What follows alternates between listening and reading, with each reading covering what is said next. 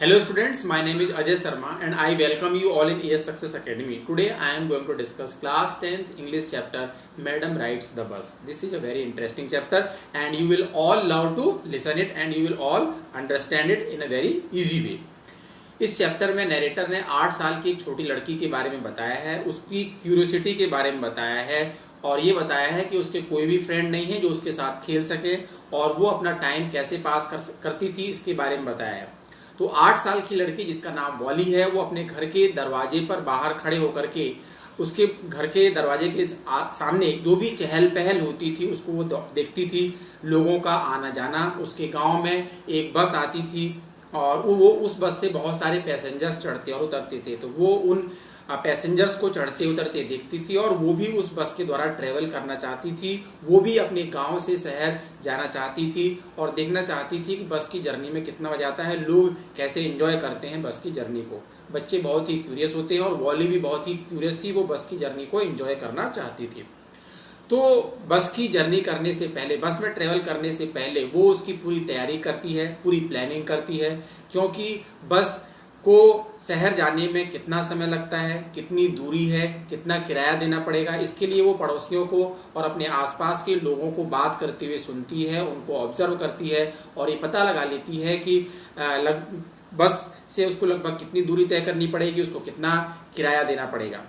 एक बड़े व्यक्ति के लिए जो कि कोई काम धाम करता है, जो किसी कार्य में संलग्न है, उसके लिए बस का फेयर अरेंज करना कोई बहुत बड़ी बात नहीं है, लेकिन 8 साल की लड़की के लिए बस का किराया अरेंज करना बहुत मुश्किल होता है। लेकिन उसने बहुत अपने आप पर कंट्रोल किया और जो खाने पीने की चॉकलेट्स, पेपरमेंट वगैरह होते हैं, झूले होते हैं और जो चीज़ें बच्चों को अट्रैक्ट करती हैं, जिसमें पैसे खर्च होते हैं, अपनी पॉकेट मनी खर्च होती है, उस पर वॉली ने कंट्रोल किया और बस का एक तरफ का शहर जाने का किराया 30 पैसे था, वो उसने कलेक्ट किया और आने का किराया भी 30 पैसा था, वो भी उसने कलेक्ट कर लिया। टोटल फेयर उसने बस का कलेक्ट कर लिया और उसने ये भी पता लगा लिया था कि एक तरफ से गांव से शहर जाने में 45 मिनट लगते हैं और लौटने में भी 45 मिनट लगते हैं।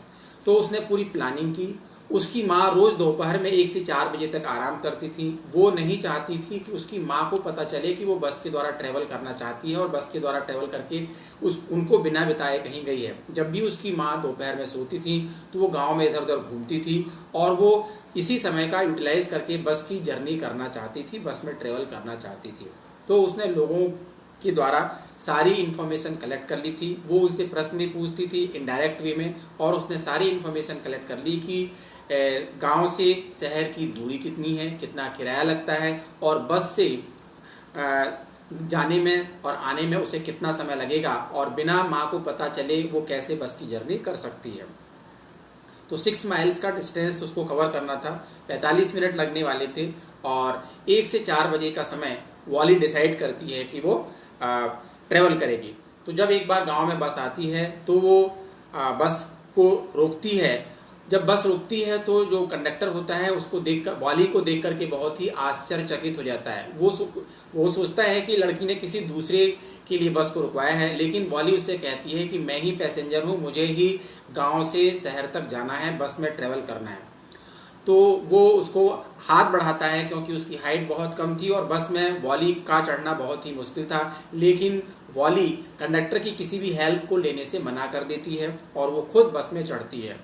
और बस में चढ़ने के बाद कंडक्टर उसको बताता है कि उसको किस सीट पर बैठना है, लेकिन वो कंडक्टर से किसी भी हेल्प को लेने से मना कर देती है और बोलती है कि मैं अपनी मदद खुद कर सकती हूँ, अपनी हेल्प खुद कर सकती हूँ और कंडक्टर उसको सीट पर बैठने में हेल्प करता है। बस में बहुत कम पैसेंजर्स होते हैं जो अपनी अपनी सीट पर बैठे होते हैं और वॉली कंडक्टर को बस का किराया दे देती है और उससे कहती है कि मुझे किसी की हेल्प की ज़रूरत नहीं है और मैं बस का किराया पे कर रही हूँ और मैं अपनी मदद खुद कर सकती हूँ। बस में जो लोग बैठे हुए थे वो लोग वाली की हेल्प करना चाहते हैं क्योंकि वाली पहली बार बस में ट्रेवल कर रही थी और वो बस की खिड़की में से बाहर की चीज़ों को देखना चाहती थी, ऑब्जर्व करना चाहती थी। पहली बार बस में यात्रा कर रही थी तो वो बस की खिड़की से बाहर देखना चाहती थी, लेकिन उसकी हाइट बहुत कम थी तो वो बस की सीट पर खड़े होकर के विंडो से बाहर झांकने लगती है क्योंकि वो बैठ करके नहीं देख पा रही थी। और क्योंकि जब बस चल रही होती है तो उसमें बैठे बड़े लोगों को, एल्डर पीपल को ये लगता है कि वाली एक छोटी बच्ची है जो बस में अगर खड़ी होगी तो वो गिर जाएगी, उसको चोट लग सकती है। तो वो उसको सलाह देते हैं कि वो बैठ जाए, खड़ी ना रहे। लेकिन उन सबको सलाह देती है कि वो अपने देखभाल खुद कर सकती है और उसे किसी को सलाह देने की ज़रूरत नहीं है। कंडक्टर बहुत थोड़ा सा मजाकिया स्वभाव का था और वो उससे बार बार मजाक करता है, क्योंकि वो उससे किसी भी प्रकार की हेल्प लेने से मना कर देती है। तो वो उनको मैडम, जो 8 साल की लड़की है वाली, उसको मैडम कह के पुकारने लगता है, क्योंकि वो उसको किराया देती है। बोलती है कि मैं एक पैसेंजर हूँ और मैं अपनी मदद खुद कर सकती हूँ। जिस प्रकार से दूसरे लोग किराया दे करके ट्रेवल कर रहे हैं, मैं भी किराया दे करके ट्रेवल कर रही हूँ। तो तुम मुझे बच्चा मत समझना, मैं अपनी देखभाल खुद कर सकती हूँ और मैं अपने आप को मैनेज कर सकती हूँ बस में, और मुझे किसी की हेल्प की कोई ज़रूरत नहीं है। तो कंडक्टर, जो कि एक मजाकिया कैरेक्टर है इस चैप्टर में, वो उसको मैडम कह के पुकारता है। और जब वो मिमिक्री में आवाज़ निकालता है वाली की, तो वाली भी कभी कभी हंसने लगती है उसकी आवाज़ को सुन करके। बस एक जगह रुकती है और एक औरत उसमें चढ़ती है जो कि पान चबा रही होती है। तो वो वाली की हेल्प करना चाहती है, उसको बोलती है कि तुम शांति से बैठ जाओ, नहीं तो तुमको चोट लग जाएगी। लेकिन वाली उससे बिल्कुल भी बात नहीं करना चाहती है, उसके प्रश्नों का कोई भी आंसर नहीं करती है, क्योंकि वो पान चबा रही थी और वाली को ऐसा लग रहा था कि उसके मुंह से थूक निकल करके वाली के ऊपर गिर सकता है। तो इस प्रकार से वाली उससे बिल्कुल दूरी बनाए रखती है। और उसके कान का जो छेद था वो बहुत ही बड़ा था, और उसने जो ईयर रिंग्स पहनी हुई थी वो भी वाली को बिल्कुल भी पसंद नहीं आ रहे थे। और वाली उससे बिल्कुल भी दोस्ती नहीं करना चाहती थी और उसको बिल्कुल इग्नोर करती है। वाली बस के बाहर खिड़की से पेड़ों को, माउंटेन्स को, दुकानों को देखती है और इस प्रकार से वो बस की जर्नी को एंजॉय कर रही होती है, क्योंकि वो पहली बार बस की जर्नी कर रही होती है। और उसको जब बस में वो ट्रेवल कर रही होती है तो पेड़ चलते हुए नजर आते हैं, माउंटेन, ग्रीनरी वो देखती है और एंजॉय करती है। और एक जब वो बस में ट्रेवल कर रही होती है तो एक गाय बस के सामने आ जाती है, और जब बस का ड्राइवर हॉर्न बजा करके उसको हटाने की कोशिश करता है, और जितना तेज हॉर्न ड्राइवर बजाता है उतनी तेजी से गाय बस के आगे आगे दौड़ती है। तो वॉली इस इंसिडेंट को देख करके बहुत खुश होती है और उसकी हंसी रुक नहीं पाती है।